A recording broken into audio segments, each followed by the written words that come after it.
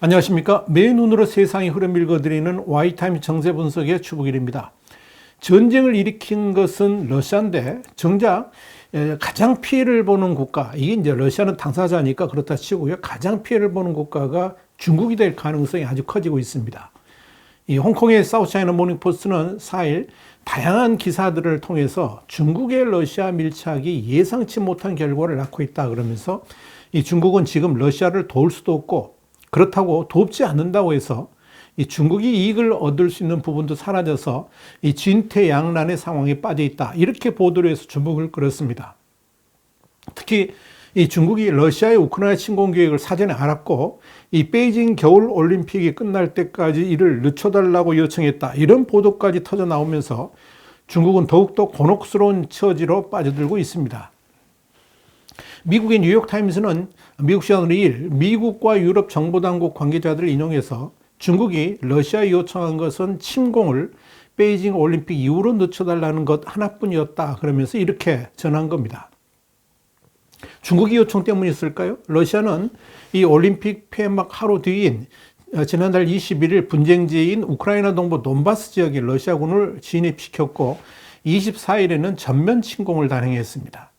이와 관련해서 뉴욕타임스는 올림픽 개막일인 지난달 4일 열린 이 정상회담에서 이 블라디미르 푸틴 대통령과 시진핑 중국 국가주석이 침공에 관련해 가지고 어떤 대화를 나눴는지 확인하지는 못했다 그러면서도 이 양국 고위 관계자가 이와 관련해서 의견을 교환했다는 정보의 신뢰성은 상당히 높다 이렇게 밝혔습니다. 다만 중국 외교부는 3일 브리핑에서 해당 보도에 대해서 완전히 허구다 이렇게 주장을 했습니다. 그런데 진짜 문제인 건 뭐냐면 이 조 바이든 미국 대통령이 러시아가 지난달 16일 이 우크라이나를 침공할 가능성이 높다 이렇게 경고를 한 바 있었죠. 그런데 이런 미국의 경고에 대해서 중국은 터무니없는 사실로 미국이 전쟁을 조장한다 이렇게 비난을 한 바 있었습니다. 바로 이게 문제입니다. 이게 문제가 되는 이유가 뭐냐면 나중에 확인되었습니다만은 이 러시아의 푸틴은 진짜로 미국이 예측했던 대로 이미 우크라이나 침공 계획이 잡혀져 있었고 이의 실행을 결국 올림픽 이후로 연기했다는 점입니다. 이런 사실은 이 우크라이나군이 입수한 비밀 문건에서도 확인이 됐습니다. 이 우크라이나군의 동부작전 전술부대는 이 러시아 연방 흑해함대 제810 해병여단 전술부대가 도주한 지점에서 발견한 러시아 비밀 문건이라 그러면서 사진 여러 장을 페이스북에 공개했습니다. 지금 보이시죠? 이 부대가 공개한 문건에는 이미 1월 18일에 블라디미르 푸틴 러시아 대통령으로부터 이 공격 계획을 승인받았고 또 러시아군은 침공 개시 보름 만에 이 우크라이나 전국을 장악한다 이런 계획도 세운 것으로 나타났습니다. 또 여기에는 이 러시아군이 계획한 우크라이나 영토 내 작전 지도, 병참 참고 목록, 부대 인원 이런 것들이 상세하게 기록되어 있었습니다. 자, 이에 따르면 러시아군은 당초 2월 22일을 침공 D-Day로 정했고 약 보름 뒤인 3월 6일 우크라이나 점령을 완료할 계획이었습니다. 러시아군의 작전용 무선 호출보도 2월 20일부터 3월 6일까지의 것만 있었습니다. 자, 문제는 지난 1월 18일 당시만 해도 바로 젠 사키 미국 백악관 대변인이 공식 브리핑에서 매우 위험한 상황이라고 말한 날이었죠. 그리고 미국과 서방이 전쟁을 막기 위해서 러시아하고 잇따라 접촉을 하면서 외교적 노력을 기울일 때였습니다. 그런데도 결국 푸틴 대통령은 철저히 국제사회를 우롱하면서 속내를 숨겨왔다는 사실이 이번에 확인된 겁니다.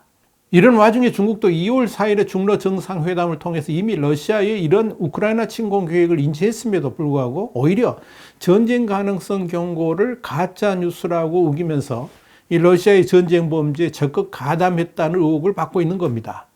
또한 푸틴이 중국을 방문했을 때 이 시진핑은 공동 성명을 통해서 사실상 이 러시아에 대한 제한 없는 동맹을 선언했었죠.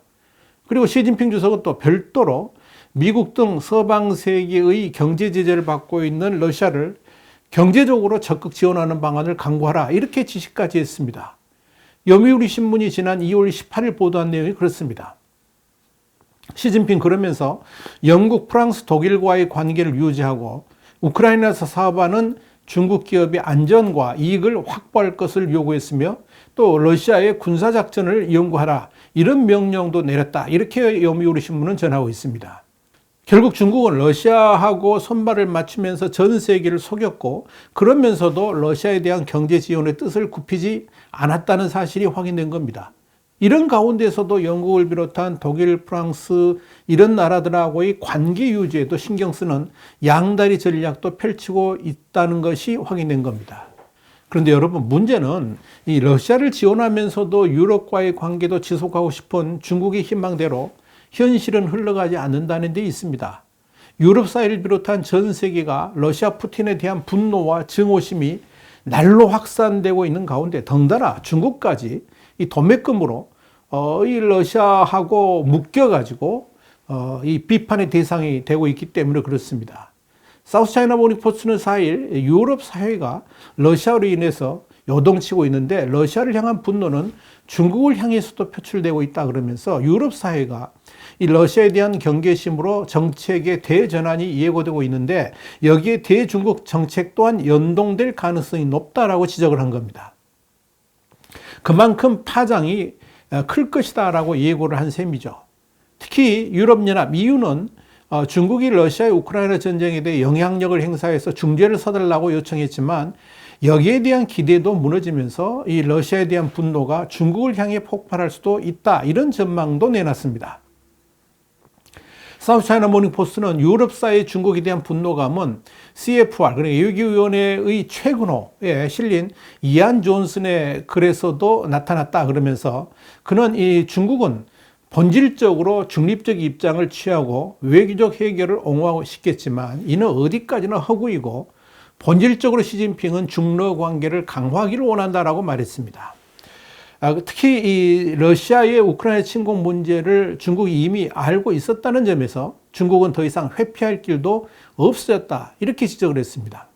그러니까 중국은 당혹스러울 수밖에 없는 겁니다. 드미트로 쿨레바 우크라이나 외무부 장관도 1일 중국이 이번 사태 해결에 도움을 줄 수 있을 것이라고는 전혀 기대하지 않는다 그러면서 우리는 그동안 코로나 팬데믹 등을 겪으면서 중국을 전혀 신뢰하지 않게 되었다라고 말했습니다. 쿨레바 장관은 이어서 이 우크라이나 사태 이후에 중국에 대한 의혹은 날이 갈수록 커져갈 수밖에 없다 그렇게 주장을 했습니다. 그만큼 이 유럽 사회에서 중국에 대한 기대감도 또 신뢰감도 다 사라지고 있다는 의미입니다. 이와 함께 사우스차이나 모닝포스트는 유럽의회에서 대중관계 대표단을 이끌고 있는 독일의 라인하르트 뷰티코파 의원의 말을 빌어서 이 중국의 시진핑 주석이 전쟁을 멈추기 위한 노력에 동참하지 않는다면 이는 역사의 잘못된 편에 서는 것이며 그런 중국의 선택을 유럽 사회는 결코 잊지 않을 것이다 이렇게 경고했다고 전했습니다. 이렇게 진퇴양난의 상황에 빠져 있는 중국에게 미국은 대러 제재에 반하는 행위를 중국이 만약 한다 그러면 이 중국도 함께 제재를 받을 것이다 이렇게 방침을 밝혀가지고 중국을 더욱 곤혹스럽게 만들고 있습니다. 사우스차이나 모닝포스트는 4일 미 국무부의 고위 관리가 미국 시간으로 3일 중국이 러시아의 경제 제재에 대응하기 위해서 제재를 회피하도록 돕는다면 중국 역시 러시아에 상응하는 조치를 당하게 될 것이라고 경고했다. 이렇게 보도를 했습니다. 그러면서 사우스차이나 모닝포스트는 미 국무부의 네리 콜렛 자문관이 러시아 제재에 동참한 동맹국들이 세계 경제의 50%를 차지하고 있고 중국은 15%를 차지하고 있다라고 말했다. 그렇게 전하면서 중국이 그런 상황에 처하지 않기를 바란다라고 말했습니다. 미국 당국자의 이런 경고는 중국에게는 엄청난 압박입니다.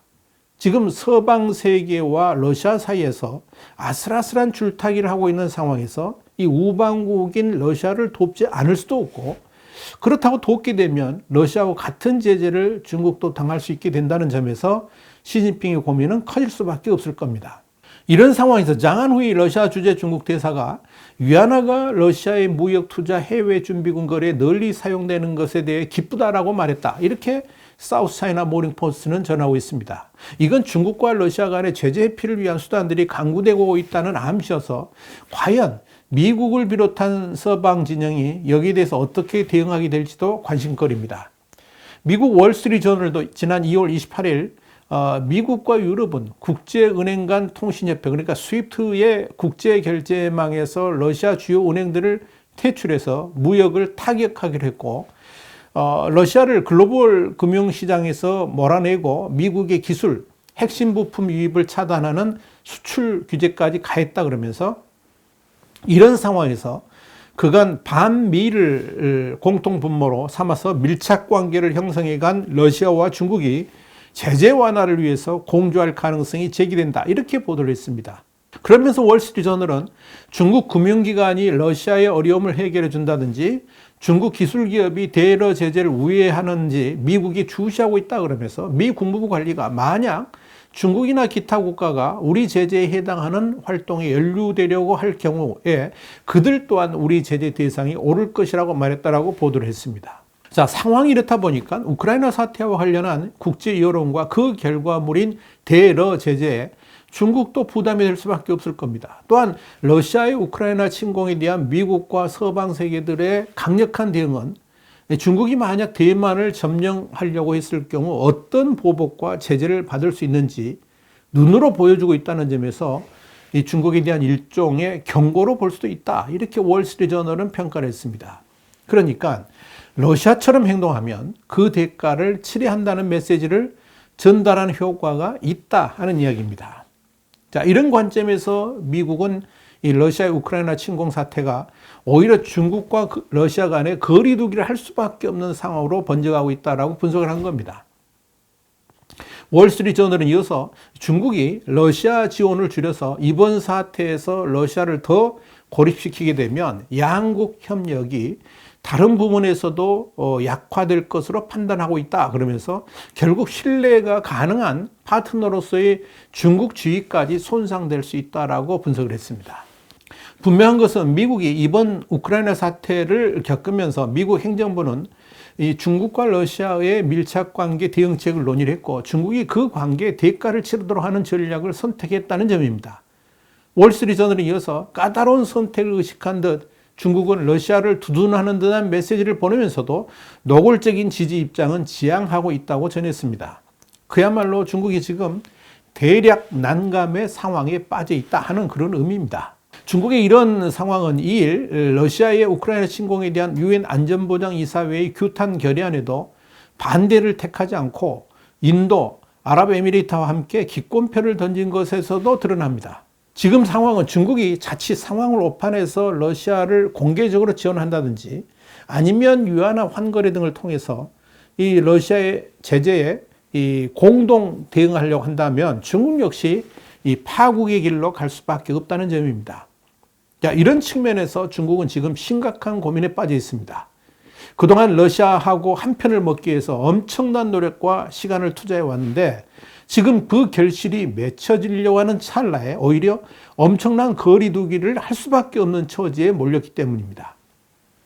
결국 이 중국과 러시아가 한 몸이 돼서 미국과 서방 세계의 압박을 돌파해 보려고 전략을 짰지만 오히려 서로 이 하나로 묶여진 것이 올무가 돼가지고 같이 망하게 생길 처지에 놓였다 하는 이야기입니다.